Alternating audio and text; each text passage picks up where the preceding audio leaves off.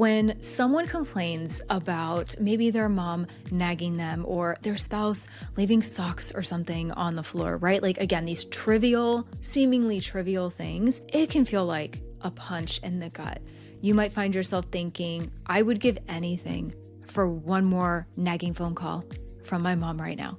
Whatever this looks like for you, I just want to acknowledge that this can stir up so much anger and bitterness and deep sadness that can be very hard to cope with because it can just feel like people are tone deaf and are just completely focused on the wrong things in life. And it can also make us feel very disconnected and really misunderstood.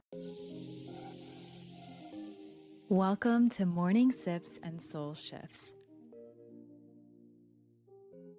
Welcome back to Morning Sips and Soul Shifts on the Life with Grief podcast. This particular topic has been on my mind recently, as are many, pretty much all of the topics that I cover here on the podcast.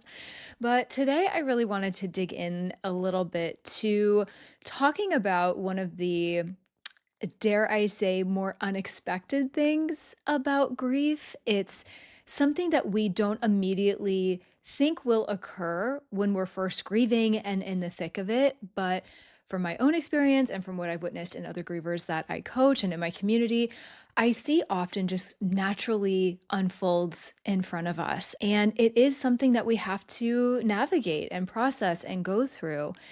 And that is how we see the world and what matters to us now or doesn't matter to us now after we have been through a loss.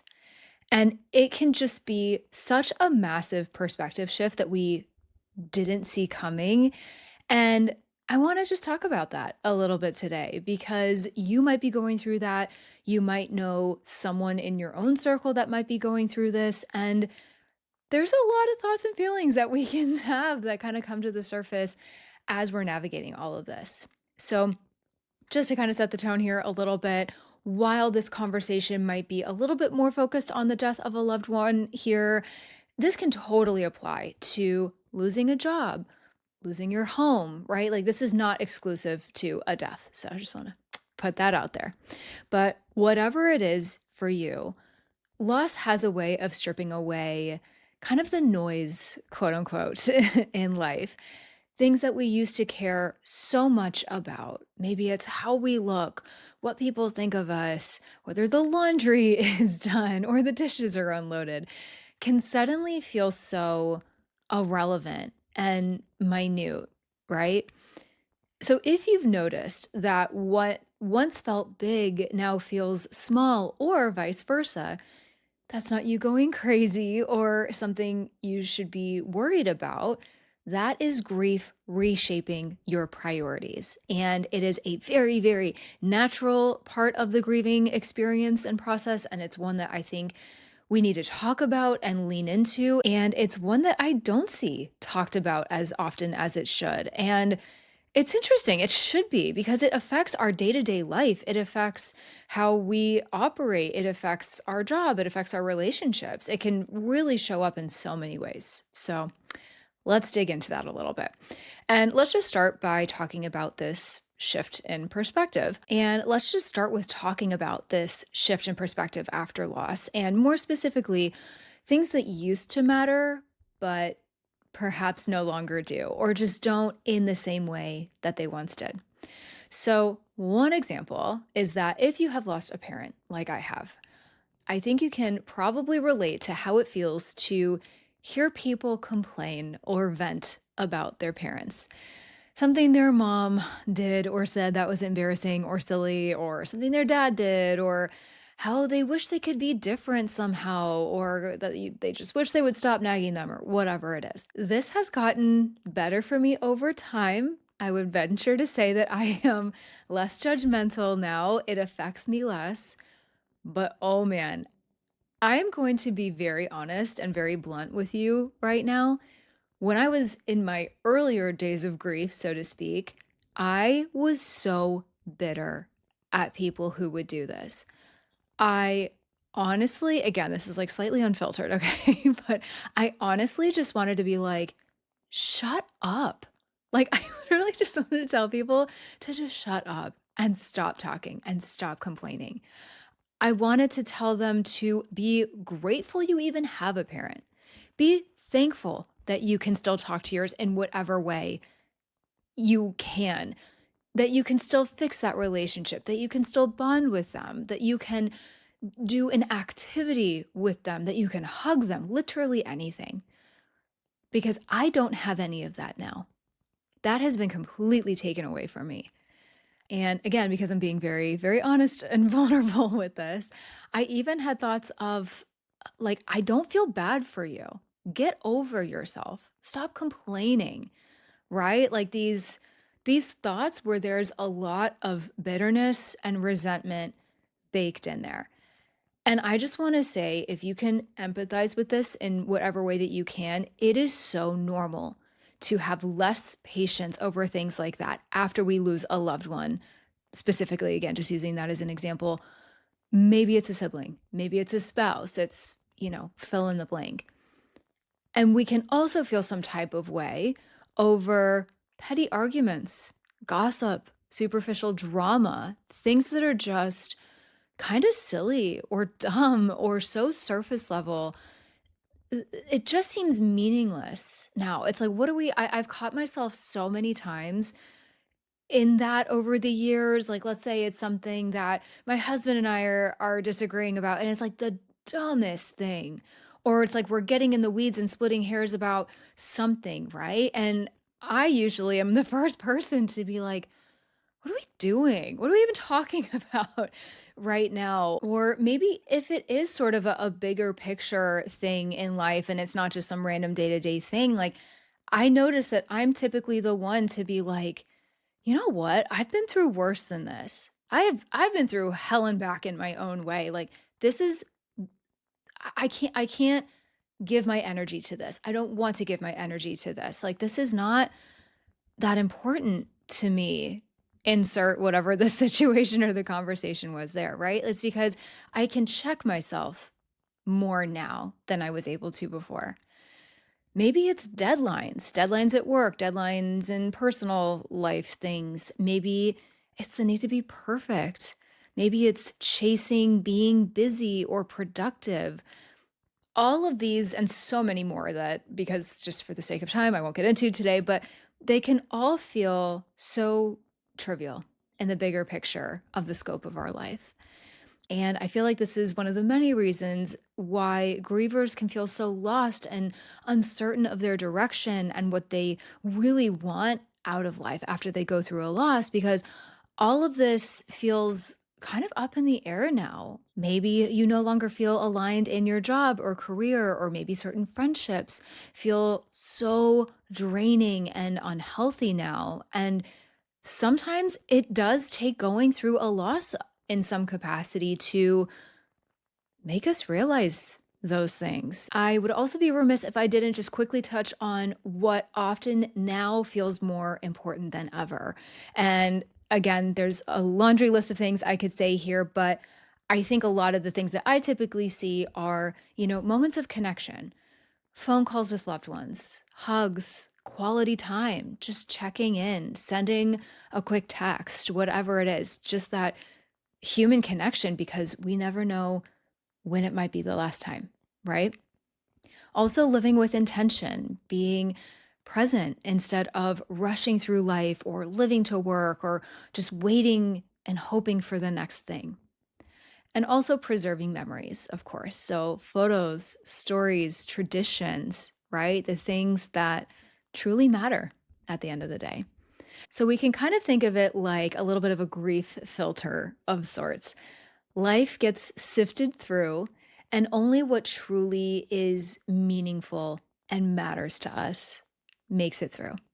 So, now let's switch gears a little bit and talk about the frustration that can come with this shift, because Lord Almighty, if there is not a whole lot of frustration and annoyance, and like I said earlier, bitterness that can come with this perspective change. And let's first just talk about kind of the complaining and the venting and things that we might hear from people for a second, because I feel like this is a big one that trips a lot of us up, especially in those earlier days of grief when everything is so raw and we want nothing more than our loved one to come back. And that's relevant in the early days and years down the line. Okay, let's be real. But when someone complains about maybe their mom nagging them or their spouse leaving socks or something on the floor, right? Like, again, these trivial, seemingly trivial things, it can feel like a punch in the gut.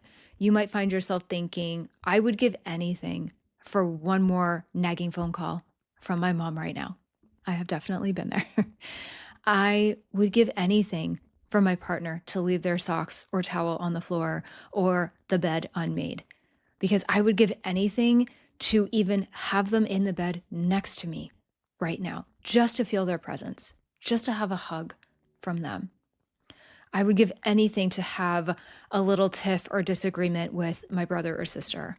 I would give anything for my dog or cat to be jumping on the furniture when they're not supposed to. I would give anything to have my child getting into things they're not supposed to or talking back to me. Whatever this looks like for you, I just want to acknowledge that this can stir up so much anger and bitterness and deep sadness that can be very hard to cope with, because it can just feel like people are tone deaf and are just completely focused on the wrong things in life. I have been there. I completely get that. And it can also make us feel very disconnected and really misunderstood. I see this a lot in the people that I coach. That's often why they're reaching out to me for coaching, because they're like, I don't have anyone in my world, in my circle, so to speak, that can relate to me right now. They're so missing the mark. They're so in their own world and in their own head, and they're focused on the wrong things, and they're telling me to move on and that I should be over it now, and every wrong thing you could possibly say to a griever. And people who haven't gone through deep loss often don't realize the weight of their words. But I'll tell you right now, even if someone has been through loss, I've met people that have also lost their parents, perhaps at different ages. Maybe they were a little older than me. But I got to tell you, just because someone else has been through loss too does not mean that they're automatically going to be understanding, and they might not have tapped into this perspective shift on life too, right? Like, we can't force that on ourselves or anyone else. But it's very obvious when someone around us has not experienced that or has not opened the door to understand how their loss has truly affected and impacted their life and what they do with that. But that being said, I feel like I have to say here, even if someone has been through a loss, maybe it's the same loss as you on paper. For example, I know other people that have lost both of their parents. Some might have been a little older than me, but whatever the circumstances were, doesn't automatically mean they're going to be understanding. It doesn't automatically mean that they have had this mindset shift and perspective shift on their life that you are perhaps feeling. Sometimes people are very closed off to that. So, unfortunately, just because someone knows loss and is part of this grief club doesn't guarantee that we're going to get an understanding person in front of us. But that all being said, either way, it can feel like you are just suddenly operating on a whole different frequency. And in a way, we are, because we are now more aware, more attuned to life's fragility, while many others might still be kind of stuck in autopilot and seemingly focused on all the wrong things, or at least that's how it's being perceived by us, right? But to them, what they're focused on is important. So we have to be very mindful of that. But that gap can feel very lonely and very frustrating and very isolating. Like, you're not quite living in the same world anymore in a lot of ways. And I'll tell you right now, I have definitely been through this with my husband in terms of losing both of my parents while his are still alive and well. And they are honest conversations that we've had to have with each other.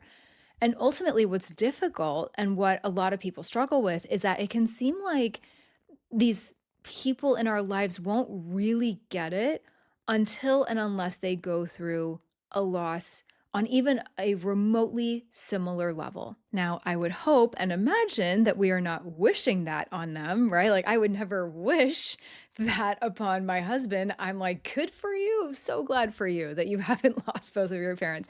And of course, selfishly for me too, I'm also glad that I have my in laws. But it's normal to wish so badly that they would just get their priorities straight and that we could knock some sense into them. Let's be real. And it's very frustrating sometimes because it can just feel like they're never really gonna get it. And those feelings are normal. And they're not proof that you are, quote, too sensitive. Again, those feelings are evidence of your changed perspective on life. Now, while all of this can truly feel so painful, I will never sugarcoat that, this shift can bring really powerful clarity to our lives.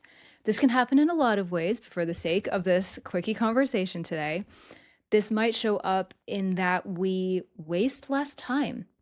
You might no longer tolerate things that drain your energy or suck you dry, or you just find yourself not wanting to waste time on things that don't light you up or make you happy.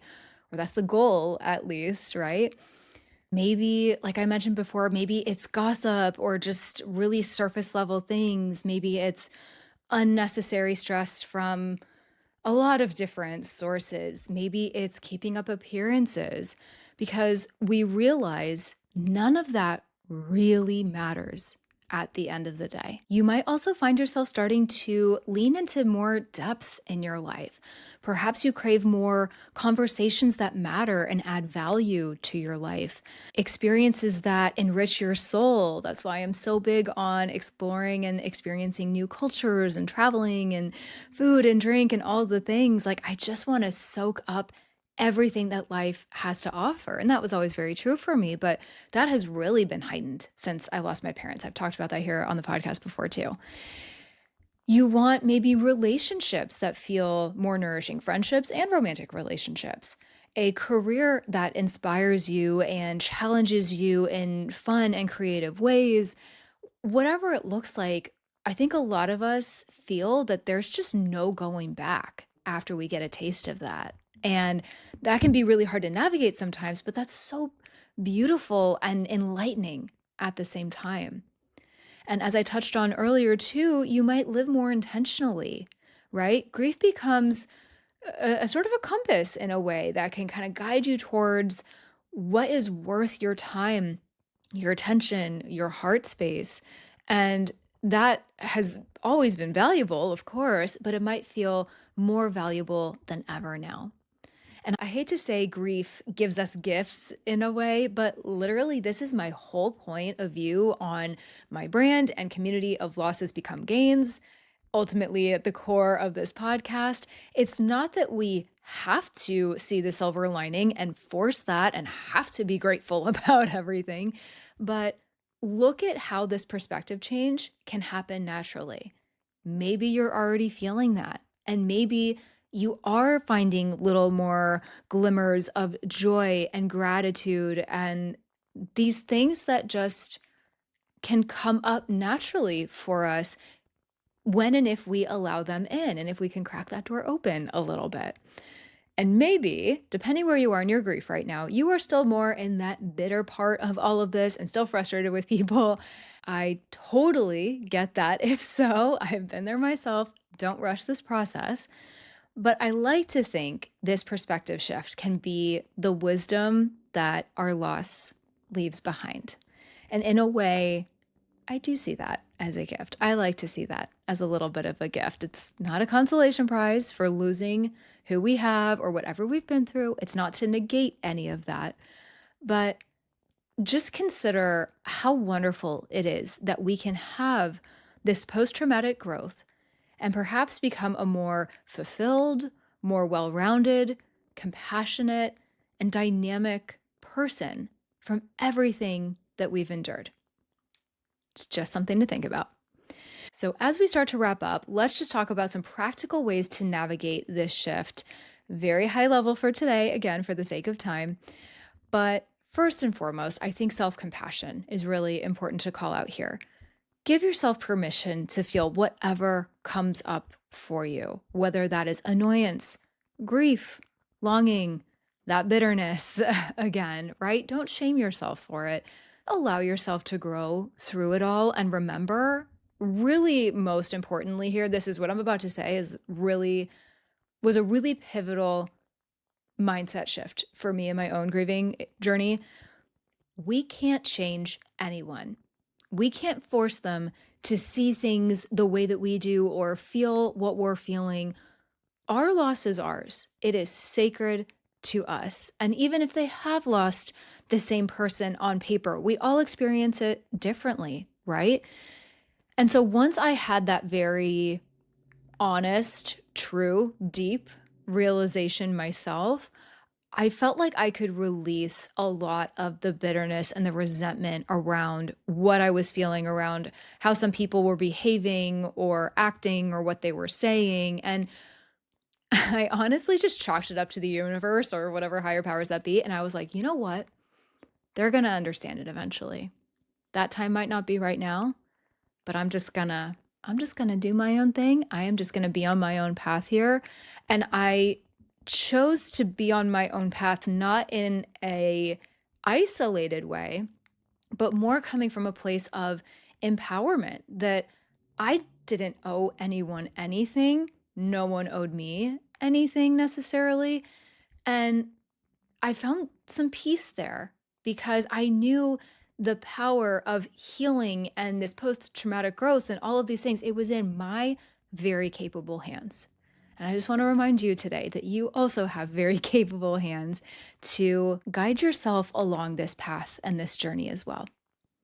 Also, the power of reframing, I think, is also a really important and awesome tool that we can keep in our tool belt a little bit. So, when irritation arises, again, maybe just using someone complaining here as an example, try silently reframing it to yourself. So, a good mantra could be, they don't know the value of what they have yet. I wish they did, but my pain has given me this clarity, and I am so happy that my view has been expanded in this way. Be it your view on life, be it your view on a particular situation. Maybe it's that you're not caught up in all the drama and you can lovingly take yourself out of it and you find peace and clarity in that. Again, just an example, but think about the relief that that might be able to bring to your life. So, little reframes like that, like I said, very powerful. Also, boundaries. I would be remiss if I did not address this one. It's okay to limit exposure to conversations or people who leave you feeling drained. You don't have to absorb everything. You should not absorb everything. Don't put that on yourself. And if you are in a situation that you can't quite get out of, or you find yourself kind of in it, make sure you are taking those deep, intentional breaths, doing some breath work through any frustration you are feeling as well, because that will immediately help you de-stress and tap more into that parasympathetic nervous system, which is where we want to live. That's where we want to be, right? We don't want to be living in this heightened hypervigilant state. Next is sharing your perspective. If it feels safe, gently express your truth. Sometimes just saying very lovingly to someone, I really miss my mom, and it is very hard for me to hear complaints about your parents. However you want to word that, but that can really open the eyes of other people. Sometimes people truly do not realize what they're saying or doing and how it can come off so tone deaf. And so if it's appropriate and you feel okay to have that conversation, I encourage you to have it and come at it from a place, again, of love, of compassion, of wanting to just have like a very like soul to soul kind of conversation. You're not trying to be condescending. You're not demeaning them. You're not acting like you're better than them. It's just having a very heartfelt and honest conversation. And then lastly here, do a little reflection practice. So this can be done through journaling or a voice note, and Basically, you just want to kind of get out what no longer feels important to you and what now matters most. And this can really help anchor you in your evolving values, which can and will continue to change over time. That happens even outside of loss, right? Give you even more clarity and act as kind of a roadmap for living very aligned with these new or existing values of yours. All right, so as we close this out, I want to remind you that if you feel like you don't see the world the same way anymore, remember that this is entirely natural and, in fact, is a good thing. You have changed, right? Loss has shifted your perspective. And that's one of the ways that grief kind of quietly shapes us. Instead of resisting this shift, try to lean into it. Let it guide you toward living more fully, loving more openly, and honoring what really matters at the end of the day. Because let me tell you, living in alignment is a beautiful and super, super empowering thing. I see this come to life all the time in the people that I coach. It is the most amazing process, and it's something that can be really hard and really painful at times. But once we start getting that clarity, and again, really tapping into that and understanding what that looks like and means for us now, like I said earlier, there is no going back. And it feels so, so, so, so good. And remember that these perspective changes are a part of finding, quote, gains from your losses. I had to, you guys. My brand is called Losses Become Gains. That is the whole point. But truly, I want to leave you with that today and just to remember not to fear them. All right, that is all I have for you today. I hope this episode was helpful or even a little inspiring or perspective shifting. And if it was, I would truly love to hear from you. So leave a comment or a rating or review wherever you enjoy your podcasts or on YouTube. That helps this podcast reach other fellow grievers who could use the support, encouragement, and validation too. I'll see you in the next episode.